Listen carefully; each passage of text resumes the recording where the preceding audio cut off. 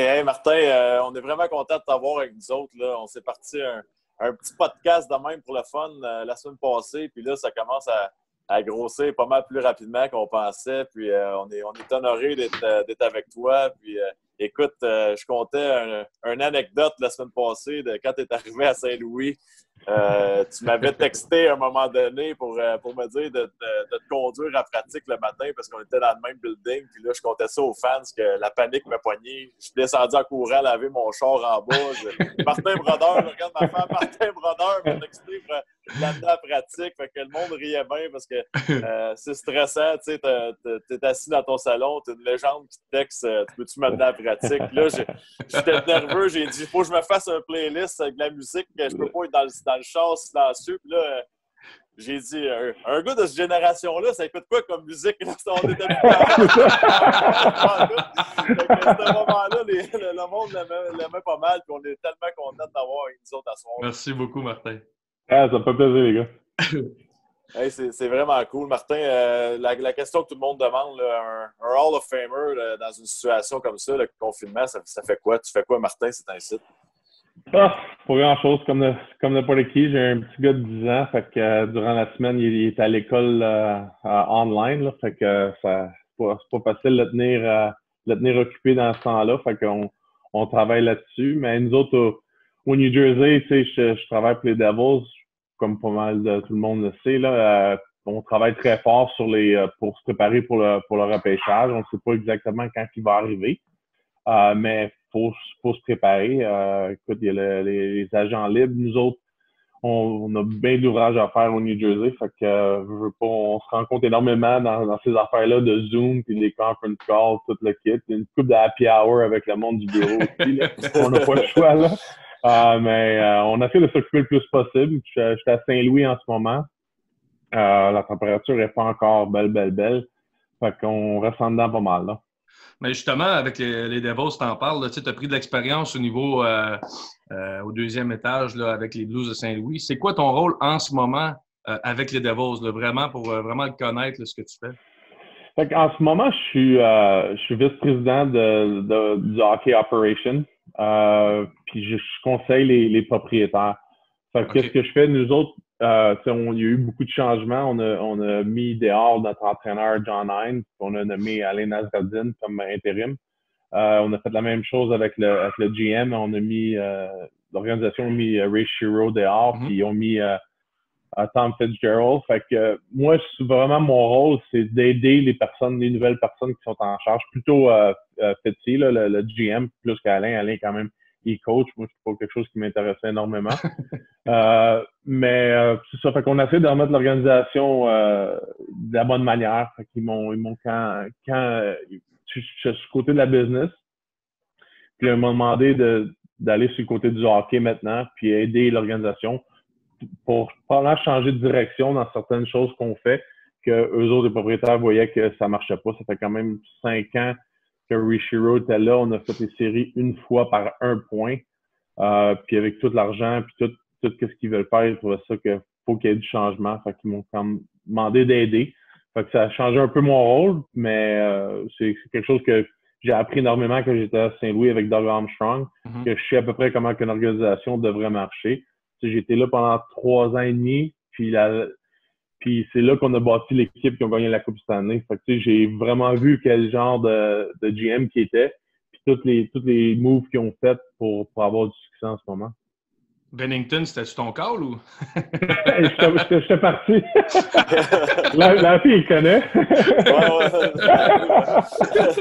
Hey, Martin, mais c'est pas mal incroyable. Le draft, là, ça se passe comment en ce moment? Ça doit être dur, pareil, là, d'analyser les joueurs. Puis ça change-tu un peu, d'après toi, la façon de voir les joueurs, les jeunes joueurs pour le repêchage? Ah, c'est sûr et certain. Je pense que nous autres, en plus, on a une chance d'avoir 3 choix de repêchage en première ronde. Si la saison se termine pas, c'est comme Vancouver, on a comme pas de restrictions, mais il peut y avoir un changement. Fait que, c'est vraiment compliqué si la saison se termine pas. Qu'est-ce qui va arriver avec la loterie, avec les équipes qui font les playoffs, qui ont des conditions quand les choix de repêchage sont protégés ou pas. Nous autres, on a ça avec Vancouver, qu'on a fait un deal avec Tampa Bay. Fait que si Vancouver font les playoffs, on reçoit ce choix de première ronde. Mais s'ils font pas les playoffs, Vancouver garde leur choix de première ronde. Fait qu'on sait pas exactement qu'est-ce qui va arriver. Qu'est-ce qui est en fait d'évaluer les jeunes, c'est que on le fait beaucoup sur vidéo. Je pense que maintenant, on va vraiment connaître le joueur comme tel, mais la grosse différence, c'est on les aura pas vus quand le hockey va vraiment compter, qui est les séries éliminatoires. T'sais, eux autres, toutes leurs saisons sont toutes finies. On sait exactement faire les rencontres personnellement avec les jeunes. Mais maintenant, on va le faire par Zoom. Mais c'est pas pareil que quand tu mets un petit gars devant toi puis tu as à peu près 6 personnes qui les posent des questions en même temps. Des fois, ça devient un petit peu plus difficile. Puis c'est un petit peu plus difficile de se faire coacher par ses agents aussi. Parce que c'est ça qui arrive maintenant. Tu regardes les joueurs, tes voix sont préparées. Tu sais que c'est pas eux autres. Là. C'est des robots. C'est des robots un petit peu. Là. Fait que, mais on travaille fort là-dessus. Écoute, maintenant, la technologie des vidéos, on est capable de voir les joueurs, juste leurs chiffres. Fait que nécessairement, nos dépisteurs sont capables de donner beaucoup, beaucoup plus d'informations parce qu'ils sont juste devant leur computer. On a des gars, nous autres, que ce soit le côté professionnel pour les agents libres qui va arriver plus tard, ou que le repêchage. Écoute, on est capable vraiment de faire des bons rapports sur certains joueurs qu'on a besoin. Bien, justement, j'ai une question, Martin, là-dessus. C'est intéressant ce que tu dis. Est-ce que tu penses que dans l'avenir, cette nouvelle approche-là, plus technologique, va être utilisée? Ça va-tu rester, tu penses? T'sais, au lieu d'envoyer tout le temps plein de meetings, est-ce qu'on va utiliser plus Zoom puis ces téléconférences-là? C'est bien plus simple au final, là? Bon, moi, je pense que oui. Je pense que ça ouvre des portes énormément. Je pense que même juste pour le dépistage, écoute, c'est pas évident. Il y a certaines places que c'est dur à aller voir, là, mais maintenant, la technologie avec les vidéos, tu es capable de regarder beaucoup plus de vidéos. Puis des fois, c'est peut-être mieux d'être capable de choisir les bonnes rencontres, les bons joueurs que tu vas aller voir et non juste... Parce que maintenant, tous les dépisteurs, s'ils regardent leur liste, puis à la fin de l'année, il faut qu'ils soient à 140 games vus. Mais la qualité est quoi? Ouais, je suis d'accord. Maintenant, avec ça, je pense que si on est capable d'avoir des bons résultats cette année avec toutes les vidéos qui s'est faites, peut-être que ça va aider à changer, puis ça va changer un peu la responsabilité d'un dépisteur aussi. Là. OK. Hey, Martin, je change un peu de sujet. Là, on parle de repêchage parce que, bien évidemment, les fans, c'est important pour eux. On va revenir en arrière quand tu étais jeune. Nous, on est habitués de voir Martin, le Hall of Famer qui gagne des Coupes Stanley puis qui a toujours un sourire contagieux. Mais je t'écoutais dans ton speech quand tu es rentré au Temple de la Renommée. Tu parlais d'un événement particulier quand tu avais 14 ans, que tu avais été coupé du 2A puis tu avais lâché le hockey pour un moment. Peux-tu me parler de ça un peu? Ouais, ben écoute, c'est comme n'importe quoi. Quand tu es rendu à cet âge-là, c'est dur de te faire dire non. Tu penses que c'est toujours le meilleur pour toute la kit. Puis c'est juste une situation qui s'est arrivée que j'ai pas fait l'équipe, j'ai pas fait le Bantam 2A. Ils m'ont envoyé dans le Bantam 2B. J'ai jamais joué en bas du 2A toute ma vie. Fait que, nécessairement, je trouvais ça j'étais désappointé énormément à propos de ça. Puis j'ai commencé la saison dans le 2B, puis je voyais que j'avais pas le fun, là. C'était pas le même niveau que j'étais habitué, puis certains joueurs, c'était pas la même chose. Puis l'entraîneur, je m'entendais pas très, très bien. Fait que tu sais, quand t'es à 14 ans, tu connais. Moi, là, je suis ça, moi, ce hockey-là. Fait que dans le temps, j'avais commencé à faire du ski aussi. Fait que là, mon frère faisait du ski, tout le monde faisait du ski alentour de moi. Fait que je suis parti pendant une semaine ou deux, puis mon grand frère, il a comme réalisé que j'allais plus aux pratiques. Puis mon grand-frère, Claude, le monde le connaît un petit peu, pas tout le monde, là, mais il était 6'2", 260 livres dans le temps. Ben, il jouait pour la FIA les Expos au baseball. Fait que, il me ramassait par l'oreille, puis il me ramenait à l'aréna. Puis il dit, pas encore qu'un coach a dit non, faut que tu te lâches tout. Là. Fait que, si ça n'aurait pas été de lui, peut-être, j'aurais jamais retourné au hockey. Fait que, lui et mon père, fait que c'est quelque chose. Y a-tu une ristourne aujourd'hui? mais quand on lâche le hockey à 14 ans, on doit se dire, justement, il faut que je change un peu mon fusil d'épaule. Martin Brodeur, qui joue pas au hockey, aurait fait quoi dans la vie? Bah, je sais pas. J'aurais pas suivi ce que mes frères ont fait, travailler dans la photographie avec mon père. Là, tu sais. Je suis seul qui n'a pas travaillé là-dedans dans la famille parce que je me suis dit, j'aime mieux que toi, tu prennes des photos de moi que moi, je prenne des photos d'autres mondes. Hey, Martin, dans ta carrière, tu es entouré, pareil, avec la grande qualité à défense. Tes trois piliers, là, Niedermayer, Daneyko, Stevens. Parle-nous un peu d'eux autres. C'était quoi ta relation? C'était-tu pareil avec les trois? T'étais-tu plus proche d'un ou d'un autre? Ben, ils sont tous différents. Écoute, tu sais, j'ai été chanceux. Il n'y a pas grand gardien de but dans le national durant leur carrière qui peut dire, bon, t'as joué pendant 10 à 12 ans avec les mêmes 3 défenseurs. Écoute, t'as rien que 6 défenseurs, là, puis il y en avait 3 que c'était les mêmes gars pendant longtemps. Niedermeyer, c'est lui qu'on avait plus de la misère un peu parce qu'il était pas mal offensif. Fait qu'on voulait toujours lui dire relax, aller en avant un peu, le reste défensif. Surtout avec Jacques Lemaire puis tout.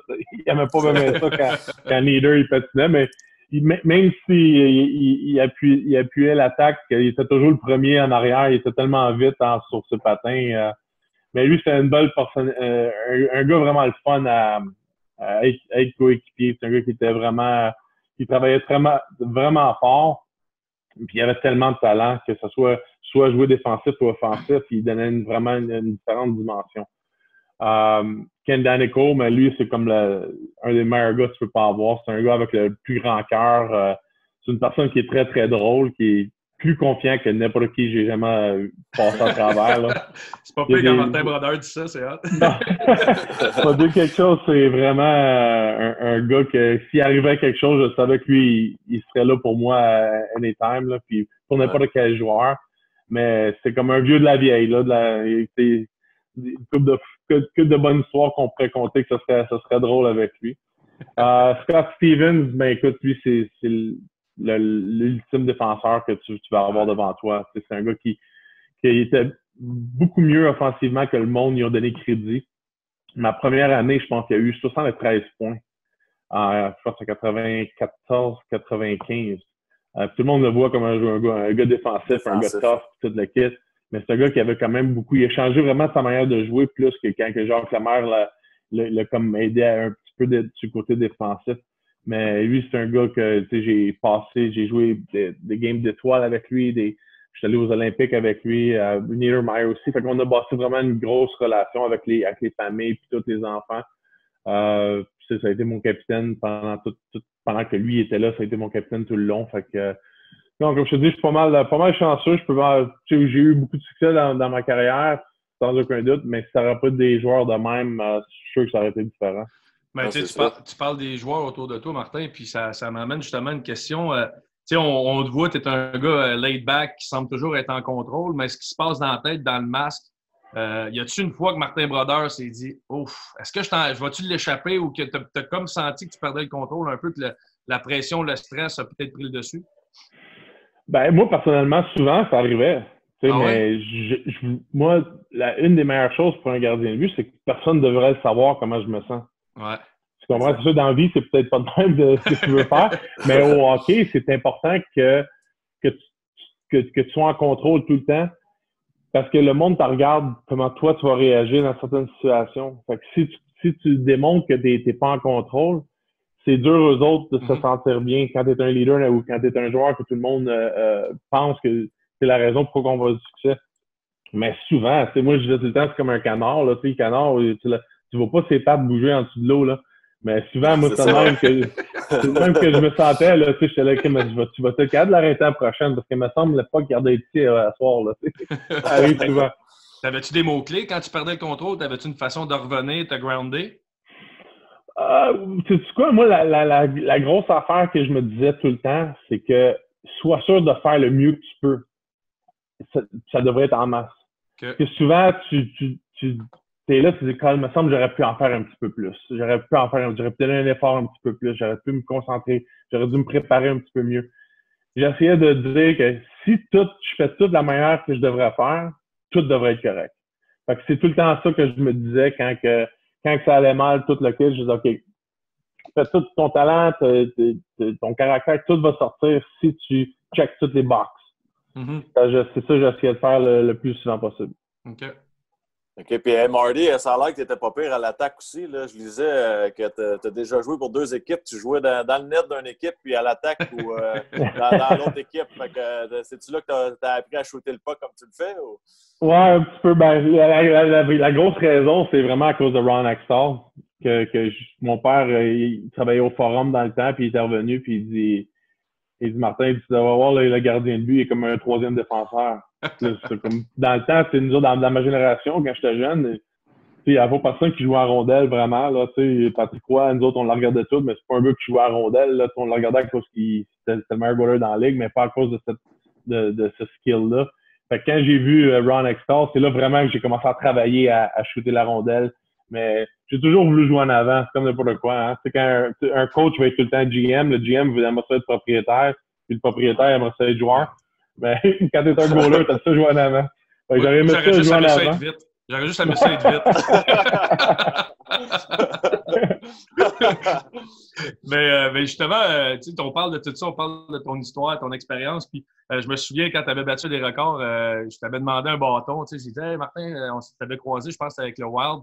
Je disais, hey, j'aimerais vraiment avoir un bâton de toi. Tu me dis pas de tout, tu aller dans la chambre me signer ça. Mais des fois, on a un standing puis on ne réalise pas le standing qu'on a. Y a-tu une personnalité qui est venue te voir à un moment donné, que tu as demandé un autographe? Tu as dit, voyons donc, il y a ce gars-là qui vient me voir. Tu sais, Martin Brodeur, ce gars-là, s'intéresse à moi. As-tu été surpris une fois dans ta vie? Là?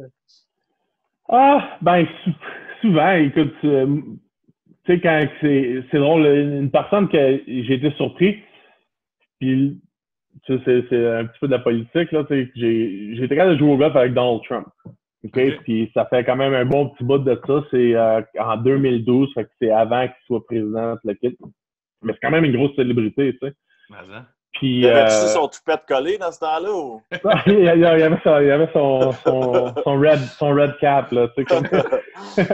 Puis, on jouait au golf ensemble, puis là, il m'a demandé si je pouvais prendre une photo avec Melania puis Barron, sa femme, puis son... Ça m'a comme... J'ai dit, pourquoi eux autres, je prends une photo avec moi, là? J'ai trouvé ça comme spécial un peu. Puis, tu sais, juste donner une petite histoire là-dessus, on était dans une série, puis on perdait 3-0. J'étais dans la Stanley Cup Finals contre les Kings en 2012. Puis, je finis le morning skate, puis j'ai un message sur mon téléphone. C'est que le téléphone bloqué, fait que j'ai aucune idée. Fait que je prends le message, puis c'est Donald Trump qui est sur le bout de la ligne, puis il dit, Martin... Il dit, je sais que ça va pas bien, puis tu perds 3-0, mais s'il y a une personne qui peut changer l'allure de ces séries-là, c'est toi. Puis il m'a fait un speech de motivation, là. Puis écoute, je sais pas comment il a été capable de trouver mon numéro de téléphone. Il me laissait un message. Puis là, on est arrivé, on a gagné la game 4, game 5. Finalement, on a perdu en game 6. Mais c'est quelque chose ça m'a toujours resté avec moi, qu'une personnalité de même a pensé à moi de même. Là, puis, en plus, il est président. Fait que, comme c'est dur de pas voter pour le gars, là, mais c'est super. C'est ça, ouais, c'était carré comme anecdote. Hey, Marty, moi, il me reste une question. On te voit souvent au New Jersey avec le chandail des Devils, bien évidemment. Les gens veulent savoir c'est qui Martin Brodeur, le Québécois. Vas-tu au Saint-Hubert? Il mange-tu la poutine? Il est-tu au chalet? Qu'est-ce qu'il fait, Martin? Moi, quand je vais au Québec, j'habite dans le Nord, fait que, écoute, nous autres, on commande souvent de Saint-Hubert. Je sors pas trop souvent. Le petit char jaune arrive à la maison de temps en temps. Fait que, mon petit gars, il capote sur les chicken nuggets, là, dans un taxi, là, whatever, qui adore ça dans l'auto, là. Fait que, on mange souvent ça, mais, je joue au golf quand je suis là. Quand je vais à Montréal, habituellement, je joue au golf. Mon beau-frère, Marc Giroir, c'est un pro de golf. Fait qu'on a fait une petite tournée un petit peu partout. On va jouer à des beaux terrains, puis on a essayé d'en profiter le plus. De moins en moins, tu sais, moi, mes parents, ils sont décédés il y a 5-6 ans. Fait que de moins en moins, je vais au Québec. Il y a un peu moins d'intérêt pour les enfants. Tout. Les enfants sont plus grands aussi. Ils sont tout bas de côté. C'est Jérémy qui a joué au hockey en Europe cet hiver. Anthony, il finit d'étudier à Ottawa. Là. Puis mon petit gars qui travaille à Boston. Puis j'ai ma petite fille au New Jersey. Puis nous autres, on est à Saint-Louis. Fait qu'on est tout bas de côté. Fait qu'on essaie d'y retourner à Montréal voir la famille pendant une couple de semaines par été. Mais je suis là de moins en moins. C'est ça qui est plate un peu. Moi, je prends une question que le public nous avait envoyée. On avait demandé de t'envoyer des questions. Moi, j'en ai une. On voit souvent, tu sais, t'es toujours le gars qu'on nomme, là, Martin Brodeur. Je jouais quasiment 70 games par année. Là.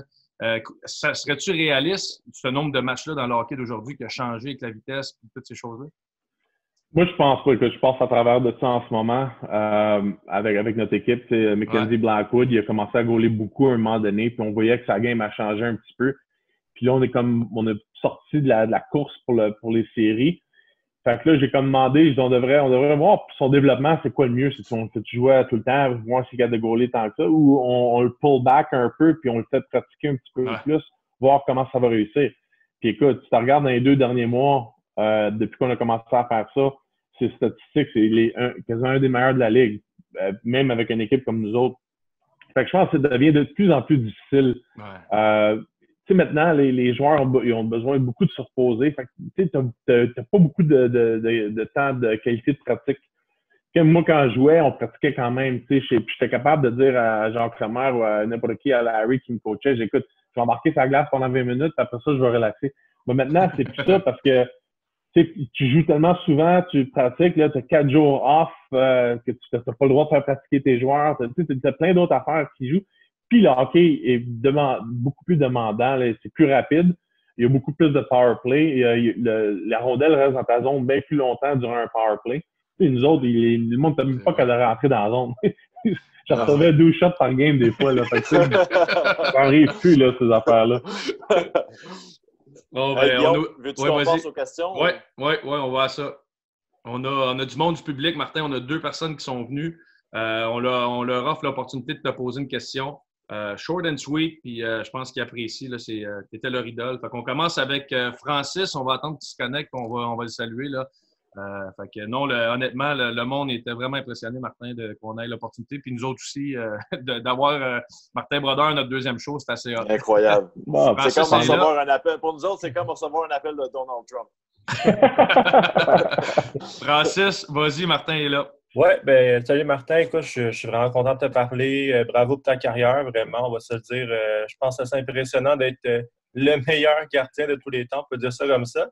Écoute, moi, ma question, c'était, on sait, au hockey, jouer à Montréal, c'est un privilège pour n'importe quel Québécois. Il y en a qui en rêvent. Il y en a pour qui c'est une grande pression. Moi, je voulais savoir, est-ce que dans ta carrière, c'est quelque chose que tu as secrètement rêvé, même si on t'a toujours associé avec les Devils du New Jersey? Ben, j'ai grandi un gros fan du Canadien Montréal. Fait que mon père travaillait pour les Canadiens. Puis, tu veux pas, je viens de Saint-Léonard. Fait que c'était la grosse affaire. J'étais sûr que je m'aurais fait drafter par eux autres. Puis c'est pas arrivé. Ils ont choisi Turner Stevenson à la place. Hey, dis-le pas. T'as pas rire, là, Turner, mais. Fait que c'est sûr qu'à chaque fois, pour moi, c'est spécial de venir à Montréal. Je m'étais établi au New Jersey quand j'étais vraiment jeune. Fait que ça m'a jamais vraiment passé par la tête. J'ai toujours pensé que chaque fois que j'allais à Montréal, puis je pense que je l'ai vu une fois, c'est quand en 2004, j'ai joué en Coupe du Monde. Puis le Canada, on a joué 2 rencontres au Centre Bell, où je me rappelle plus comment ça s'appelait en ce temps-là. Puis pour une fois, là, j'avais des partisans en arrière de moi. Là. C'était vraiment quelque chose de spécial. Fait que ça me dit quand même jouer de même à chaque jour, ça doit être le fun parce qu'au New Jersey, des fois, le mardi, dans le mois de novembre, là, il y avait 7-8 000 personnes. C'est un peu différent. Mais ça a été toujours un rêve à moi, mais je savais de la manière que ma carrière s'en allait qu'il n'y aurait pas vraiment de chance de jouer à Montréal. Ah, c'est bon. Puis on va aller. Merci beaucoup, Francis, d'être venu. Francis. Super intéressant ta question. Super intéressant. Merci beaucoup. On va aller rejoindre Gaétan maintenant, Simon. Mais non, c'est ça, des fois, tu sais, on parle avec puis on va recevoir Chris Letang un peu plus tard ce soir. Puis c'est un peu des questions que c'est intéressant. Tu sais, les Coupes Stanley, des fois, mais l'opportunité de jouer pour le Canadien, on ne réalise pas l'impact. Gaétan, t'es en ligne, ça va bien? Bien, nickel. Et vous? Oui, ça va bien. Bonjour, Martin. Salut! Gaétan vient de la Suisse, c'est ça? Exactement, ouais. Je t'ai vu jouer d'ailleurs. Vas-y, pose ta question, mon homme. Je viens de Lausanne, en fait. Donc, je t'ai vu jouer, Maxime. Parfait, enchanté. Donc, c'est cool. Oui, j'avais une question. Tout d'abord, bravo pour cette immense carrière. En fait, j'étais un ancien gardien de but en Suisse. Je suis né dans les années 90 et puis 90. Et puis, ce qui m'a donné envie, en fait, de jouer au hockey, c'était de regarder une certaine cassette vidéo. C'était l'Ultime Rempart. Je ne sais pas si vous l'avez eu ici ou pas. Et on te voyait marquer 2 goals incroyables. Et je me demandais qu'est-ce que ça fait, en fait, de marquer un goal en tant que gardien. Parce que moi, j'ai essayé, je suis arrivé à ça. Je suis arrivé souvent à ça aussi. J'ai été chanceux une fois. À l'entraînement, je m'entraînais tout le temps. Donc, voilà, j'adorais jouer avec ma canne. Donc, Ben, moi, écoute, c'est quelque chose que c'était toujours un rêve à moi de scorer un but. C'est pour un gardien de but, ça arrive pas, là. Il n'y a pas grand gardien de but dans l'histoire qui ont scoré des buts. Fait que j'ai travaillé très, très fort quand je jouais au hockey junior, même au midget 3. Au hockey junior, j'ai souvent passé proche. C'est jamais arrivé. Puis finalement, quand c'est arrivé, là, c'est juste un drôle de feeling. On dirait que tu ne crois même pas que ça arrive. Là. Ça se peut pas que j'ai scoré, là. Et c'est pas comme si tout le monde savait que j'essayais de scorer un but tout le temps, là. Fait que c'est arrivé dans une série contre les Canadiens de Montréal en 97 que j'ai été capable de prendre la rondelle en arrière du filet puis shooter par-dessus tout le monde. Puis quand je l'ai vu rentrer dedans, je te dis, j'arrêtais pas de rire. Si tu regardes mon visage dans le clip, là, c'est l'affaire la plus drôle. Puis qu'est-ce qu'il pense que mon frère, personne ne sait, juste en arrière de mon épaule, dans les estrades, la deuxième rangée, j'avais mon frère Denis qui était là avec mon petit gars Anthony. Dans ce temps-là, je pense qu'il avait comme 3 ans. Fait que j'ai été capable d'avoir une genre de connexion avec eux autres après d'avoir scoré le but. C'est spécial. Puis tu Martin, tu dis que tu avais le sourire, tu n'étais pas capable d'arrêter de rire. Il y avait un gars qui riait pas, c'était le gars de 4e trio qui avait moins de buts de toi. Merci beaucoup, Gaétan. Super apprécié ta question. Puis non, ça doit être drôle aussi, Martin, pas juste le fait que tu célèbres et que tu as le sourire, mais que c'est que le monde vient de célébrer avec toi. Tu es d'habitude de célébrer tout seul quand il y a un but. Ouais, c'est ça. C'est un différent feeling, ça. Honnêtement, Martin, merci d'avoir accepté. On ne te dérange pas plus longtemps. Les gens à Montréal t'adorent, t'aiment. Tu es une légende vivante, puis pour nous, c'est un honneur de t'avoir vu. Merci de tes réponses honnêtes. On a eu du fun au bout. Merci beaucoup, Martin. Oui, merci, Martin. Puis ça prouve encore que tu es un athlète avec un grand cœur. Le sourire contagieux est encore là. Puis pour nous autres, c'est un honneur de t'avoir. Ouais, ça me fait plaisir. Puis bonne chance avec ce show-là. Là. Je suis sûr que le monde, ils vont adorer ça. Surtout dans du temps comme ça, là, que tout le monde a du temps à tuer. Là. Ouais. C'est bon que vous êtes capable d'occuper le monde un peu. Puis en passant, Marty, le nom, la poche bleue, là, c'est sûr que ça peut aller 2 directions. Là. Il y en a une qui font rire, ça fait rire pas mal de monde, mais le but, c'était le sac d'hockey plein d'histoires. Puis dans ce temps-ci, au Québec, on a le panier bleu. On encourage les gens à acheter les produits locaux pour aider avec l'économie dans cette période difficile. Donc, c'est comme ça qu'on a créé le nom un peu cocasse. Okay. Moi, je pensais que c'était une affaire de goaler ou quelque chose de même. Un goaler qui a reçu une à mauvaise place, ça m'a Merci. Salut, Marc. Salut, bye-bye. Bye-bye, merci.